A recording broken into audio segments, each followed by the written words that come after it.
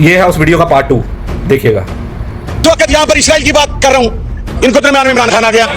अब बजट की बात करें, इमरान खान, मुझे तो उस वक्त से खौफ महसूस होता है कि ये 88, 90, 93, 97 के इक़्तिदार की वजह भी कह देंगे कि हम इमरान खान की वजह से आए थे कि इमरान खान नहीं था, वरना आपको वो 90 में ना आने देता, 93 में ना आने देता, 97 में ना आने देता इमरान खान अगर उस वक्त होता।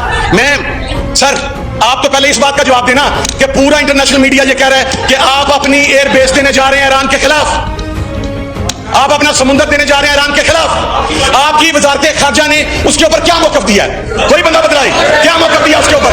आप तो चुप हैं, इसलिए कि आपको फर्क नहीं पड़ता।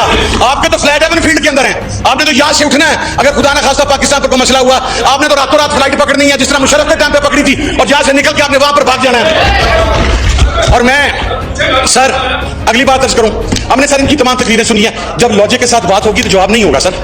मौलवी अजमल का जवाब देना सर, जो खुद बैठ के कहता है कि मुझे नवाज शरीफ ने भेजा था।